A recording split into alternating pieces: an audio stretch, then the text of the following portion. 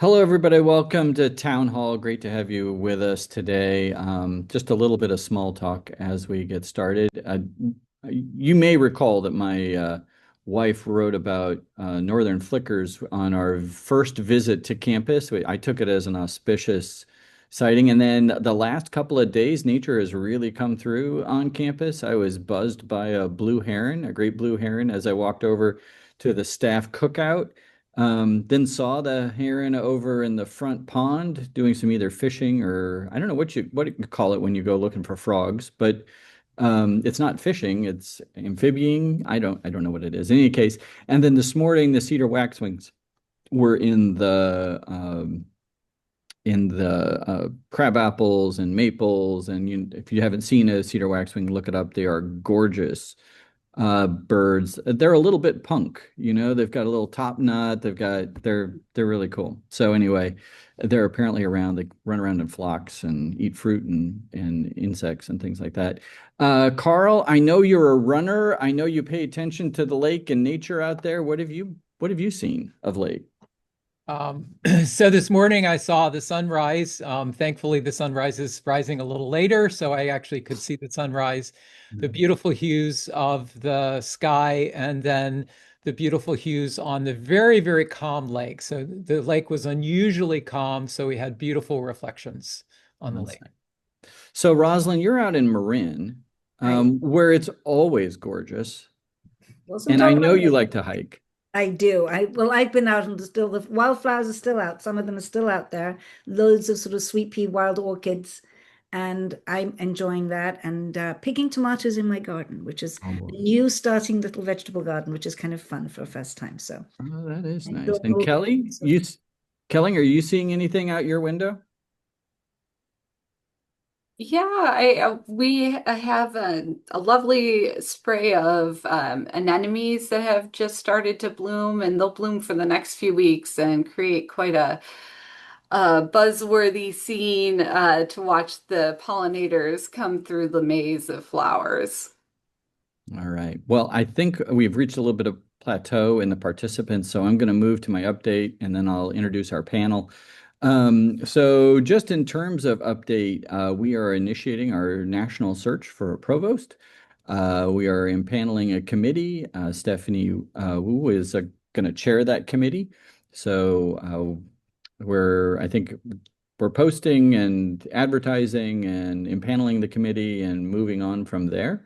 Our final candidate for the Executive Vice President for Research is coming to visit us in a little bit to meet with students and faculty and staff as the last part of our search. Last week, we didn't have town hall because I was off at New President's Summer Camp. There were about 63 new presidents who gathered to learn a little bit about presidencies and universities. And uh, I think the main thing I took away from it is that there are a lot of places struggling in ways that we are not. So the number of folks with enrollment problems and budget problems and things like that, which are really difficult and not that not that our world is easy, but those people are in existential, some of them are in existential crisis. So it really felt nice to be able to talk about all the good things that are happening at Rosalind Franklin University of Medicine and Science and not our existential concern. Um, so in amongst the things that we talked about a little bit there, but less directly, but we are tracking here are, the lawsuits, financial aid rules, international student rules, the future of grad plus, professional versus grad school, Department of Education and Department of Justice investigations and lawsuits regarding medical schools. So, we are tracking all of that, trying to figure out what's happening in the world of federal policy, paying attention to it. And I don't really have anything, there's nothing ground shaking happening to us. So, but we are keeping track of it all. And obviously, early start, our financial aid work, all of that is at just nation leading work that our teams have done. So I want you to all know just how great our folks were at getting ready and taking all of that on. I'll note that there are more measles cases in the last 2 years than in the last 25 years combined. So, and just in case you're keeping score at home, right? Lake County, we're actually above the herd immunity rate for child age or our schools with 95.9% vaccination, although Zion schools are down to 86%. So it is not evenly distributed. The suburban Cook County and Chicago averages are also above 95%, but obviously across the country, this is a big deal. So when you get a chance to talk to a neighbor or a family member who might be hesitant, remind them that measles is in fact a bad disease and that we all need to be talking to folks about why vaccination is the solution to measles, particularly when it comes to protecting kids. So, and then let's see here. Next week, we're going to be talking in Town Hall on the 31st about our healthcare costs, which are up. So they're up for our HMO plans and our PPO plans. So, and we're going to talk about how that all works because our PPO plan is self-insured, where we pay the first part, and then we have a stopgap insurance plan that kicks in after that. Our prices for those are going up, as well as the prices for HMOs are going up. About 40% of the increase in cost is pharmacy, and about 60% of that is specialty drugs. So, and those are not one-time things. Fortunately, those drugs work. And so those are drugs for cancer and autoimmune conditions and things like that that become chronic medications. So we don't really expect that to be a short-term thing for us to deal with. Obviously, we want people to be covered for life-saving and preserving drugs. So we have to work on that. I did meet with the Senate Council a couple of weeks ago, and I talked to them a little bit about it, and then I see Sally Madden just popped up. We will be talking about this in detail next week. So anyway, be looking for that. And then next weekend is, and this I'm looking forward to this. Next weekend is move-in for 238 students are going to be moving in into student housing between Friday and Monday. So I hope to participate in that a little bit. I'm excited it's my first move-in, so I think that'll be fun. But today we are talking about our namesake, Dr. Rosalind Franklin. I think it's our 106th birthday tomorrow. So, and in honor of that, I'm delighted to have Rosalind Franklin with us. Rosalind served on our Board of Trustees from 2004 to 2023. She's now emeritus. And she works with leaders in a range of fields as a consultant, but she's also a musician and harpist and co-founded the California Symphony and received in 2016 an honorary degree from none other than the Rosalind Franklin University of Medicine and Science. So Rosalind is with us, which is wonderful. And we also have Carl Correll, who is an associate professor in biochemistry and molecular biology. He has a history as an X-ray crystallographer and has spent a lot of time thinking about Rosalind Franklin's work and the legacy to us and how that academic legacy, we actually see that within our own faculty. And then Kelly Reiss, who's our University Archivist, who's going to be talking a little bit about the materials that we've put together around Dr. Franklin. So, but Rosalind, when you and I talked about this and when we've talked in the past, I mean, one of the key things for you about your aunt was that she was a person and that in amongst all the science, and we're going to talk about everything from the structure of DNA, I think maybe to coal, to tobacco, mosaic virus and things like that, but that she is first and foremost a person. So firstly, before I just talk about Rosalind, I want to say thank you for inviting me to honor her on her birthday. And what a pleasure it is to be back here at RFU to talk about her. And when you mentioned the honorary degree, I just think of all those years that I served and Dr. Michael Welsh, who was a wonderful mentor to me as I served on the board. And it's a great pleasure to be here. But indeed, I think that I think she's what my aunt is often known for, this wronged woman in the realm of science.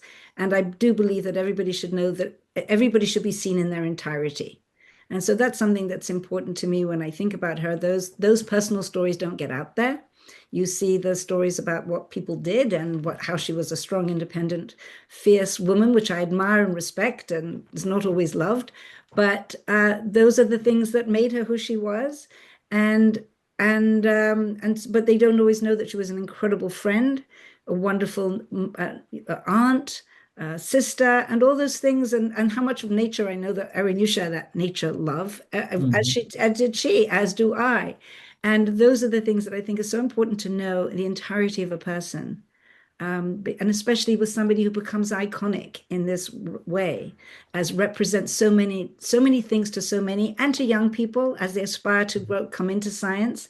But she was a full person beyond the science, and I think that's the aspiration for everybody to be, because it only enhances everything you become, and everything you do is enhanced by the life you lead outside of those environments that inform you. So that's what I love to focus on, the fact that to know that she was so much more than this incredibly brilliant woman who contributed so much to science and to the world.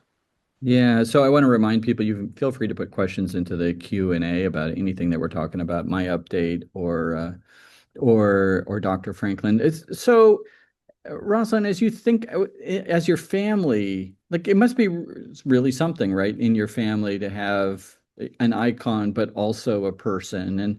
And what do you think that's meant to you and your family over the years? Well, I think we're a British family, so we don't talk about these things very much.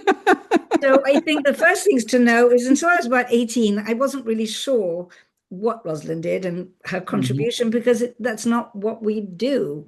And so I think I learned a lot at the opening, at the dedication of the university, having my uncle there and other people of the family there really talk about the reservedness of their interactions and the family dynamics. So it wasn't this, oh, let's all, you're named after Rosalind, and you know who she was. It really wasn't that. And I was at NYU taking a class in literature and science. It was a brilliant class of combining two professors and changing how literature changed as science became. Something in the double helix was on that list. And when I said to the professor, are we reading the double helix? It was like at the bottom of the 10 book list. And she said, I hope so. I said, well, I hope so too, because I think my aunt had something to do with that. And she said, oh, really? Who was your aunt? And I said, Dr. Rosalind Franklin. And she nearly fell over. I thought, oh my gosh, that's funny. Then that must be important. And she said, what's your name? And then I told her my name, and I thought, okay, then from then on, I thought I had to learn more, but it wasn't something we talked about in the family. And I think my mother named me after her because she lived with us while she was ill. She was the joy of the family around her to distract her from her illness. And at that time, my mother, who had no scientific background, but they bonded through humor, through art, through the other things that Rosalind loved, theater. They used to go to the theater a lot.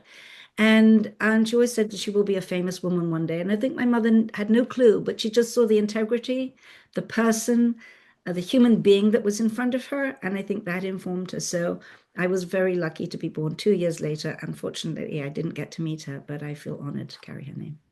So what do you, to what do you ascribe her fascination with science? I mean, the family has music and art and a whole realm of, and obviously science. To what do you how did she find her way there?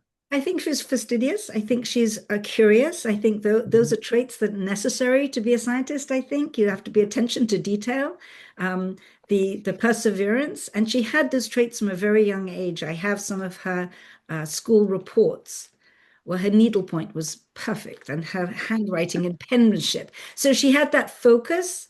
But she couldn't sing, and one of her professors was Gustav Holst, if you know, who wrote the Panelists, who told her that she should never sing. That would be doing everybody a favor.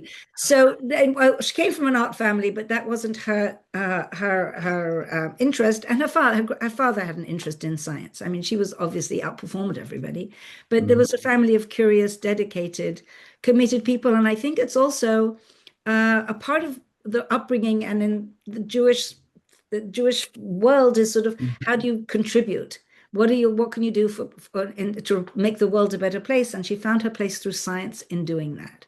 And that was where she sort of saw that she could contribute, even in spite when the war effort was going on and her father wanted to come and help do more things for the war effort and for the refugees. She felt, I'm where I need to be for a bigger picture. So she was born in 1920, which would have made her a young adult, majority age, but a young adult during the war. And I know she did help with some refugee issues and things like that, but her father did. I mean, what sort of impact, or how do you think the family thinks about that experience of the Jewish people plus then the experience of being in Britain during the war? Well, my grandfather played a huge role in the British Home Office and changed the way that they processed visas and mechanisms to get the Jews out of Germany and Austria more quickly, so that they were able to save thousands of lives actually through a different process that they created. And it was somewhat of a family effort, I would think. Yeah. I mean, I wasn't there, but I know that was a question with Rosalind, and she did do things. And she was very much, I have family that's, that were running in the labor movements, because they were very, very concerned about the well-being of the greater population of the world at large, and that was a huge part of what Rosalind was and her family were supposed to be about. So, I think that it cannot not inform, and in this day and age, it looms very large for us, and the thinking of what their contribution at that time when things were so fraught. Yeah. So let's go up to going to the naming of the university and how somebody must have contacted you, maybe Dr. Welch, to be like, hey, we would like to do this. What do you think? Is that what happened? Well, it was very funny because my dad called me actually, and he said, Rosalind, there's a university that's called us, and I'm sure it was Dr. Welch who spoke to him, and said, they want to change the name. So, I went online and had a look, because I've never heard of the university, go online. I said, Dad, I don't know. Maybe it's a scam. There's nothing on there that indicates they're having any changes. Of course, you wouldn't put anything on there. In my naivete, I wouldn't have known that. But I was like, who are these people? And it ended up being an extraordinary experience for everybody. I think there was nothing but generosity and grace given to the family, and respect and honoring of Rosalind in the most beautiful way. The ceremony was amazing. And I know it was incredibly meaningful to my father, who did speak. I don't know if the archives there have that when he did speak, spoke at the opening, but it was a very meaningful.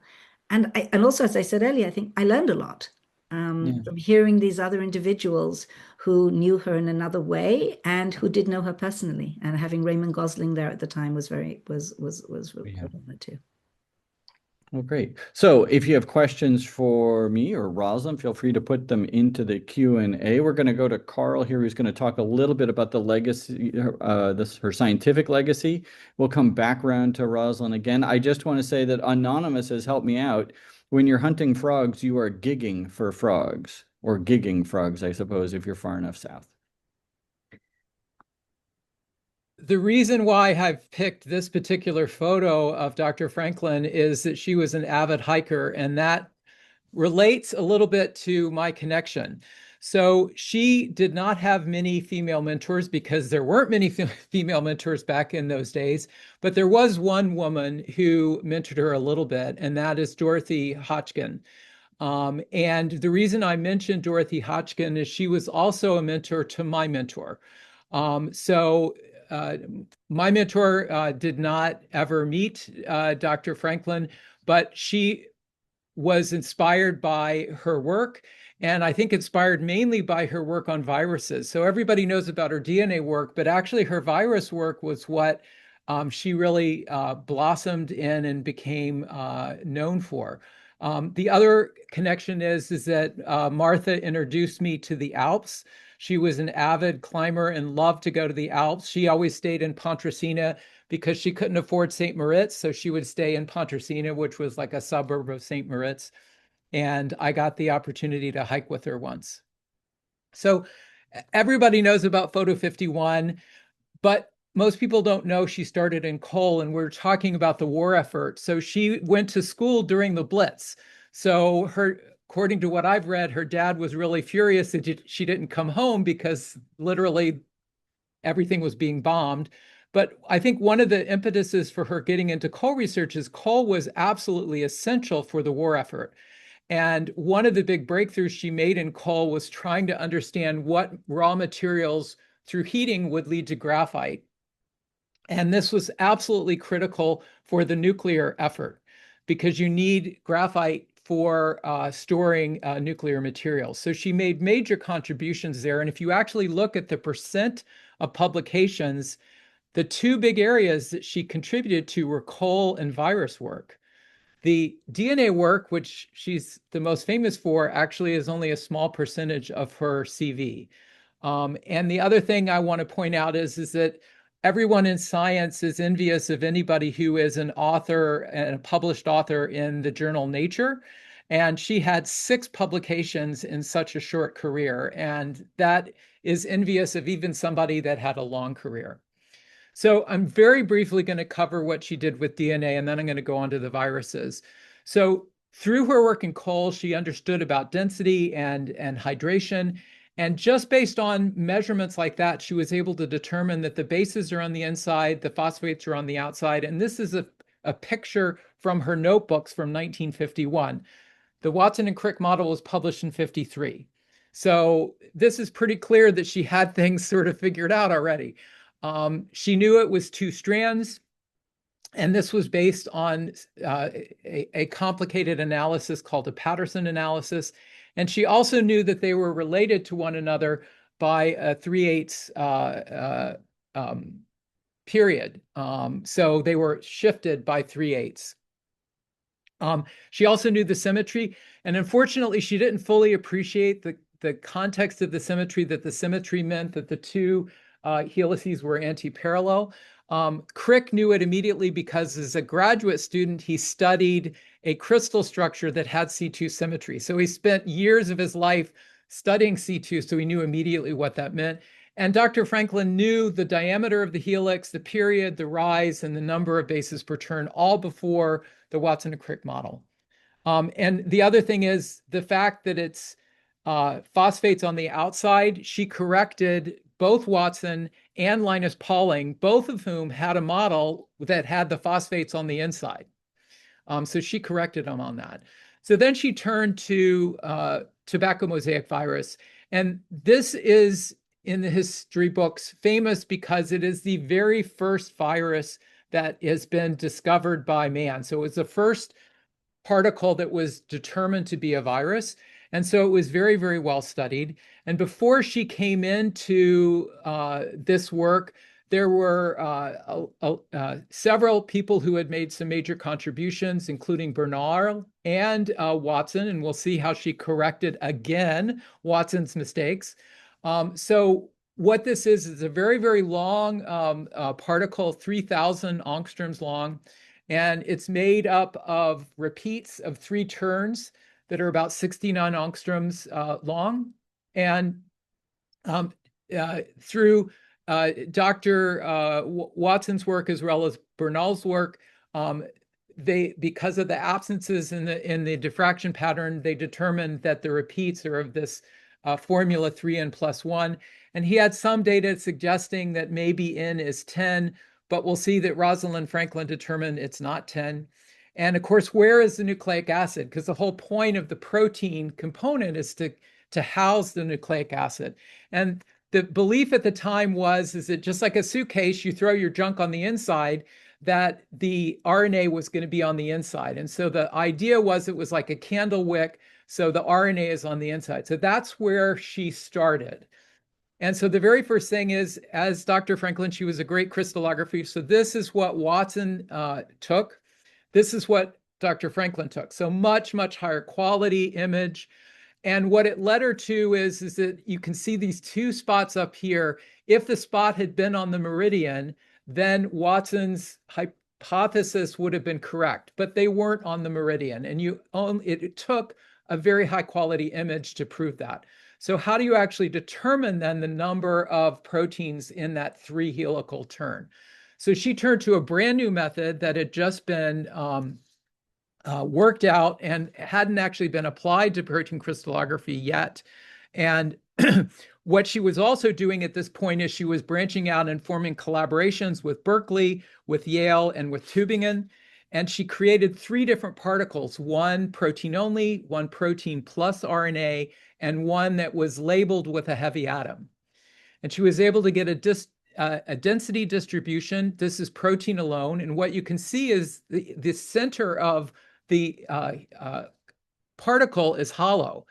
And so is that where the RNA sits, as people suspected? The only way to do that is now you have to compare it with the holo virus. And here we see there's a huge peak that's centered around 40 angstroms from the center of the virus. And this is work that was done with another collaborator, Don Casper, who was coming from Yale. And so what we can see here is the center is a hole. So the initial hypothesis that the RNA is in the center, wrong. The RNA is actually embedded within the protein.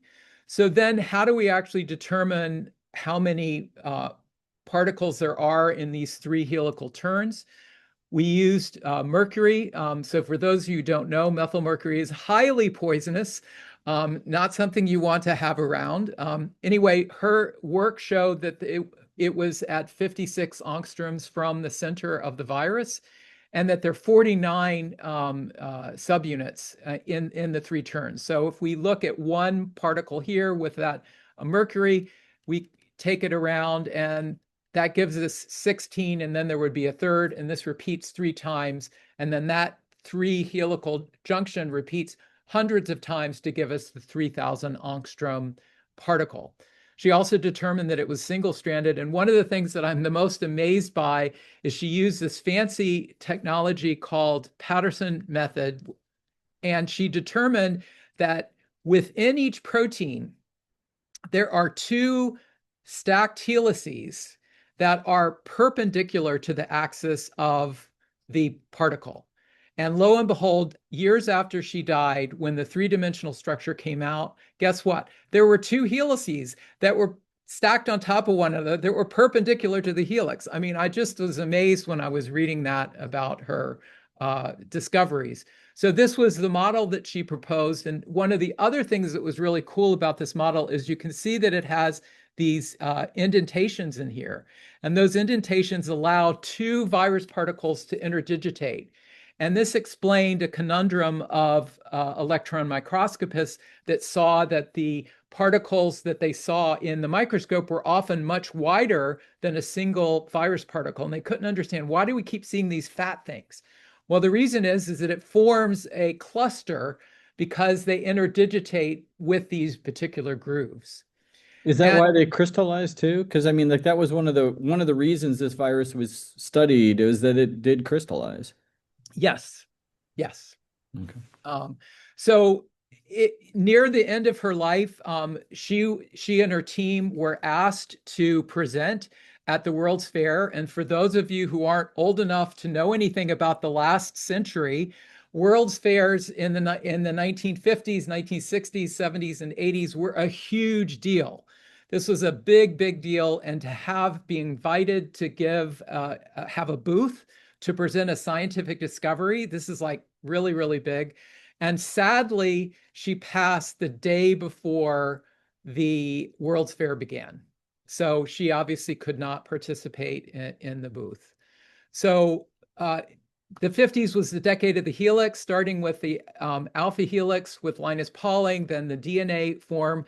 And then we have the tobacco mosaic virus. And the reason why it's so big here is everything is to scale. So she kept working on larger and larger structures. And I want to end with, who she trained. So she not only did phenomenal work, but one of the most important things a scientist does is to train the future scientists. So she trained Aaron Klug, who went on to further study these virus structures and won a Nobel Prize. Rosalind Franklin would have won a Nobel Prize in this area of virus work if she had lived. She also trained Ken Holmes, and she trained Don Casper. And the link to RFU is my chairman, who's Mark Glucksman, Dr. Glucksman, on his thesis committee were Aaron Klug and Don Casper. So there's, a connection. So fast forward to today. So structural biology started very, very slowly, and this was for technical reasons. And then there was a huge technical advance in the early 1990s, which led to this skyrocketing of structural determinations. And then in terms of cryo-EM, which is what people use today, there was a big breakthrough in technology around 2015, and you can see it skyrocketing up. And the most recent advance in structural biology is artificial intelligence. In 2021, big breakthrough in AI, that AI for the first time was able to predict protein structure just based on sequence. And now they're actually able to predict RNA structures as well. Genomics have made huge advances, but one of the problems with genomics is just because you know the sequence, how do you predict the phenotype? So in other words, what the patient is going to behave like. And that's something that we're still challenged with. And how do we incorporate environmental effects, which is our epigenetic marks on the DNA? So this is still a major challenge. Polygenetic scores are still not relevant in a clinical standing. We can't talk about recent stuff without talking about editing, CRISPR DNA, and this was pioneered by two women, Charpentier and Doudna, who won the Nobel Prize a few years ago for their work. And of course, we can't talk about this without talking about RNA viruses and RNA virus vaccines. We talked about vaccines at the beginning of this, and this was pioneered by an underdog woman, Dr. Carico, who was awarded the Nobel a few years ago with Dr. Weissman. And I would just like to leave this quote. She left a huge hole, and she was really starting to blossom as a scientist, just as unfortunately she passed. And I'd be happy to answer any questions. Well, that was great. Now, Carl, I learned a lot there, and I really appreciate all the whole breadth of that. And her passing was of ovarian cancer, and people get ovarian cancer for all kinds of reasons, including genetic reasons like BRCA1, but also she would have been exposed to quite a bit of radiation during her time. The protocols were not so great. You're an X-ray crystallographer. Like, what would her exposures have been like? So lab safety was not really an issue back in the 1950s and 60s. So I have no idea. I'm assuming she did get some exposure. One of the stories that I read about is that near the end of her life, she started working on other viruses. And one of the viruses she worked on was poliovirus. And it created quite a stir in the institute she was working on because she wanted to bring live poliovirus into the research institute. Now, needless to say, several of her colleagues were quite upset by that. Probably reasonably. Like that. Extremely reasonably. Anyway, they worked it out so that she could still work on it, but go to a facility where there were safety regulations so that nobody would get polio. Wow. So, Rosalind, I know that the scientific part of that is maybe not the largest part of your experience with her, but like, are there parts of that story that harken back to what your family talks about, or as she moved from one area of science to another, or even just what her life would have been like as she was going through that?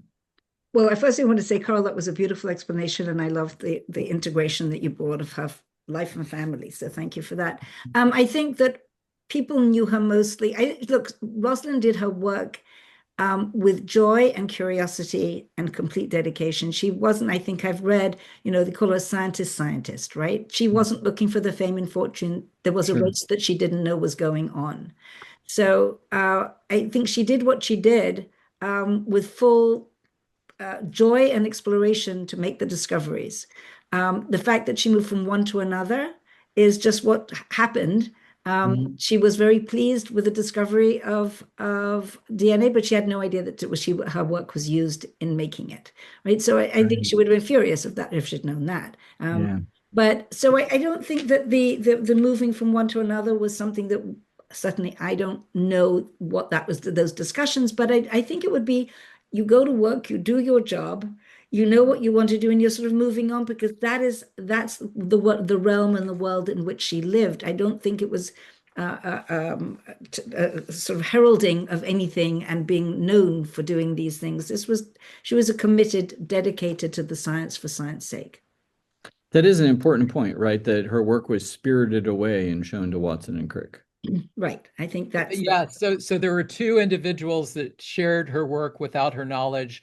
One was her colleagues Wilkins, who showed Watson the photograph, and the other was Max Perutz, who every year you get a grant, you have to write a report which says, okay, what did you do the last year? Why should we keep giving you the money? And so that report detailed the C2 symmetry, various attributes about the helical parameters, and that was shared without her consent by Max Perutz to Watson and Crick. And I would like to add also that the leadership matters. When she was brought into the lab, Randall did not make it clear how this lab was going to be established. And that was sort of cowardice on his part, probably, because, bringing somebody new in when Wilkins was there did not establish that these are separately two people working in a lab together, but on in separate capacities. And there was this competition that took place in Wilkins' mind. Rosalind couldn't understand why he was just kept on butting into her work, because there was no understanding that he thought that she might be working for him. And it was very confusing. But that, from a leadership perspective, was tragic because it set up people for not to be as successful as they could be otherwise and create an environment that was more pleasant than she found herself in, which she didn't enjoy her time there. There's a whole secondary piece on this side of the pond, which was Linus Pauling, who won the Nobel for the alpha helix and also a Peace Prize, and got in trouble with the federal government for his, I guess, leftist turnings. They took his passport away. So he wasn't able to get to England and might have seen Photo 51 and probably would have understood it pretty well based on his alpha helix work. And those are all suppositions. Well, losing the passport is not a supposition, but it gets the supposition past that. Well, he did publish a paper with the phosphates on the inside and the bases on the outside. And he wrote the book on chemistry, and he violated all the rules of chemistry by making that model. So he should have read his book. The other thing I'd just like to mention, I think also, is that in this day and age when, she was really looking to verify and ascertain for sure before making any leaps and assumptions. And I think that, in the world we're living in, I love how when you look at these historical situations that we're talking about, how does it inform us today, right? How do we look and say that based on careful evidence and curiosity and all of that and integrity, we make decisions, we find answers and we find results, and that we can learn from and take more into account, and as part of what science is, but part of what the world needs. And I think she did change as she got older, because once she started working on the viruses, she was a little bit more bold in her predictions. She would always phrase it in a way that was, if there were caveats, she always put the caveats in. But I think, given what happened, I think that changed her, and she became more bold about saying, well, the data really points in this direction. Whereas maybe before she might have said, well, I'll share that to a colleague, but I won't publish that. And I think it's with criticism of her in that regard. Was she bold enough? Could she have made these leaps herself and made the discovery earlier? So Kelly, you've spent a lot of time with this material and put things together. Do you want to share some of that with us?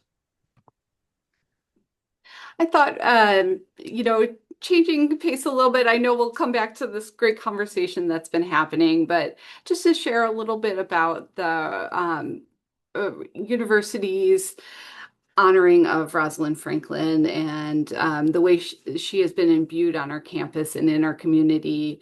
over the last 22 years since the renaming. And I'm also pulling in some images of some of the things that have been brought forward already today. So on January 27th, 2004, the university celebrated a naming ceremony when the change was made from Herman M. Finch University of Health Sciences / Chicago Medical School to Rosalind Franklin University of Medicine and Science. At this point, Rosalind Franklin University was the first U.S. medical institution and identifies itself as the nation's only graduate health sciences university to be named in honor of a woman scientist. And as you may notice from the photo on this day, it was quite cold. I think it was 1 degree Fahrenheit. And on the snowy, dusty day, it was a warm celebration inside the university. There were generations of the Franklin family members attending the ceremony. And this photograph is a wonderful capture with members of the Franklin family and then Dr. Michael Welsh, the president and CEO at the time, on the far right. And it was just after the cloak revealed the photograph 51 University Seal logo in its iteration at that time. And the adoption of life and discovery, which many will recognize from past installations and publications from our Rosalind Franklin University. It was adopted as a philosophy at this ceremony and dedication. And there was an honored guest, astronaut Sally Ride, gave a keynote address called Reach for the Stars to the audience and was presented with an award bearing Dr. Rosalind Franklin's name. As you can see, Dr. Ride is pictured with one of our students at the time, now an alum, Sidel Adhikari, and a wonderful capture of that moment of the award exchange. Following a luncheon, there was a STEAM symposium, and I'll just go quickly through the folks who are on the stage from left to right. At the far left, we have the brother of Rosalind Franklin, Colin Franklin. We have Dr. Claire Sanson, who was a writer and teaching fellow at Birkbeck College. Our very own Rosalind Franklin University faculty member, Dr. David Mueller, Dr. David Moss, a crystallographer also from Birkbeck College. The moderator was Dr. Marcia B. Cohen, who is also a CNN analyst and at the time, and Rosalind Franklin biographer Brenda Maddox, who wrote The Dark Lady of DNA. And then next to her is Dr. Raymond Gosling, who was a graduate student mentored by Dr. Franklin at King's College beginning in 1951. Dr. Lynn Osman Elkin, who is another Rosalind Franklin biographer and professor of biological sciences at California State University, and film producer John Barnett. Invitations were extended to the Rosalind Franklin campus community, but also our external community. We invited students from North Chicago in on this day as well, and they attended programming on campus and received a certificate for their time. And the naming was a strategic alignment with the university's vision for the future, as you can see on the bottom of the slide. At the ceremony also revealed were 4 university pillars: education, research, service, and practice. And Dr. Franklin embodied characteristics that a community wished to emulate. And we've talked a little bit about this already, but her diligence, creativity, hard work, and being an exceptional mentor and colleague are just to name a very few. The naming of the the university was honorific. Prior to the ceremony, a consent for the use of name and likeness was signed. And as you can see, there were several objects on display, including this exchange of the likeness. For $10. That seems like a bargain. Yeah. And over the years, that's just one moment in time when we began our journey with Rosalind Franklin as our namesake.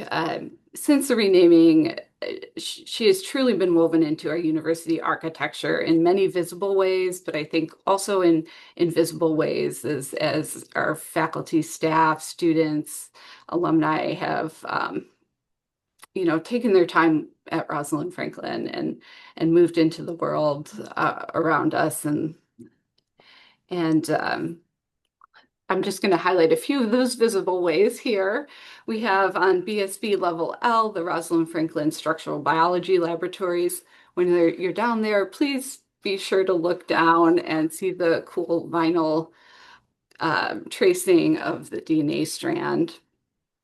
In 2005, when the addition was added on the lab extension, a helical element was added to our IPEC South courtyard, which is often present in many of our photographs around the institution.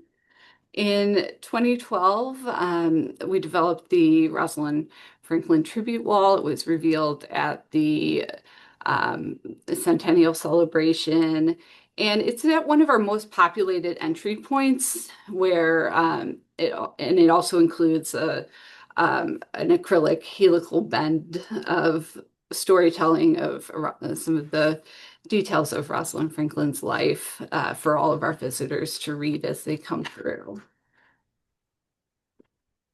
And we have other elements that have evoked DNA sequencing throughout the newer construction projects over the years. And of course, our wonderful Rosalind Franklin statue that was dedicated in 2014. The statue is the work of local artist Julie Rotblatt Amrani. And the statue was unveiled by Trustee Emerita Rosalind Franklin and her brother Martin, as you can see in the picture at the bottom of the slide. And the university community was invited to the event. Then University President and CEO Dr. Welsh is quoted in the article at the dedication. It is our intention that the sculpture that we unveil today will remind all who enter here her namesake university that a life lived in discovery is a worthy and attainable goal, and one that reverberates beyond the veil of our own mortality. One of the neat things that I saw this spring was after some of the white coats and other things like that, students would go out with their families and get their picture taken with the sculpture. Yeah, it's a very special place on our campus, and yet, you can often see people doing photographs, and you can stop to take a photo of a family as you're passing by more often than you would think. And all around our campus, we have some artwork inspired by Rosalind Franklin, and the artist statements for these pieces aren't adjacent to the artwork, so please do read them when you're walking through. And in addition to the art, discourse and story about Rosalind Franklin has been a large part of our Rosalind Franklin University in ways, some things like the 10 years of the Wish Symposium reflections. I know Trustee Emerita Rosalind Franklin has given over the years have been wonderful. And then we've also had exhibits and awards in her honor. And just in the introductions that people give to Rosalind Franklin's story to new employees, faculty, prospective students, their family visiting them at school, and remarks during formal tours and special events. and finally cake. We had it's a tradition that hasn't continued, but it did for a few years, where people would gather. And as we remember Dr. Rosalind Franklin on the anniversary of her birth this weekend, I just encourage you to take a moment as you walk around our campus over the next few days, or have coffee or tea with a colleague, or even climb a large hill or dune, or look out from a rooftop. Just take a moment to reflect on her legacy. Thank you. That's great, Kelly. Thank you so much. So we have a few questions to get to. So Stephen Horowitz asks, do you know what she thought of Watson? So what she thought of Watson, and maybe it's why he so belittled her contribution, or, I mean, so I don't know if the question is what she thought of Watson or why she thought Watson would have belittled her contribution, but there were plenty of people that Watson belittled over the years. She was not alone in that. I don't know what she thought of it, but in my head, it was not about her. It's about him. But Carl or Rosalind, do you have thoughts about that? Well, so Or it Kelly? was interesting that in published works and also in comments that have been published, certainly Watson was very appreciative and made positive remarks about her TMV work, because Watson briefly worked on TMV. So I think the reason why he belittled her is basically he was jealous, in the sense that he didn't want to acknowledge that, a lot of the stuff that he used for the model was based on her data, her analysis. Rosalind, do you He have was any a bit of sense a of that? misogynist, actually, I think. Yeah. So let's just call him what he Yeah. was. But and he was not pleasant to many people. I think that when you read some of the things that he actually said in the double helix, when I was sent to listen to her talk, all I could think of is how badly she was dressed and if she let her hair down. I mean, this is stuff you don't want to read in a book. This is something that's not science related. This is personal. This is about him completely. I don't think she was very forthright. She was very direct. So they probably didn't get on terribly well anyway. And she wasn't clearly that impressed if she keeps on correcting his work. So, I think there probably was some competition more by him than by her, but she just did what she thought and treated people as she saw them and believed in them. And Thank you. So, Rosalind, this is for you from Michael Rosen. Is the university living up to your family's expectations of your aunt's legacy in both biomedical research and medical education? I can't answer that really, honestly. All I can say is that the way that my aunt has been honored, and the way that the attitude towards and this life in discovery and the integrity with which the university works and aspires to do the scientific rigor and education, I believe is a wonderful thing. In my time as a trustee, what I always saw was a university that's nimble and has an ability to shift and change and pivot because of its size, because of its dedication to excellence and commitment. So on that level, I can attest to the success and the appreciation for what the university does. Thank you. Anonymous says, I just want to say I've learned so much in this conversation. This is great. So thank you, Anonymous. Appreciate that. And then, Rosalind, I know that Life and Discovery came back around again just recently. You want to tell that story? I would just, and serendipitously, I was at a luncheon last weekend and sitting across talking to a woman who was commenting on all the different places that she lived. And I said, well, that's so funny. Some of these places I have in my world. And we talked about Chicago, and I'd said that I was on a board. And when we explored it further, and I told her that it was the Rosalind Franklin University, she just was flabbergasted and said, I was the person that helped the major an advertising agency. I did the copy and I wrote the tagline, Life in Discovery. And she was so touched because as a marketing person, so often your work doesn't continue, it changes, according to what the needs are. And this being a constant, she was so proud of and so happy to learn. And it was just lovely to meet somebody 25 years hence or whatever it is, that had a moment, and it actually was at the ceremony as well.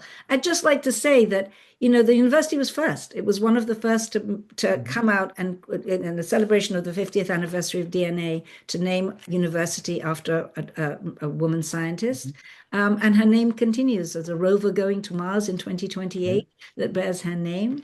There are, I live in near Silicon Valley. There are countless conference rooms and areas named to her, movies. I mean, she represents something more than the wronged woman, but a woman who was committed and dedicated to the rigor of science and the world.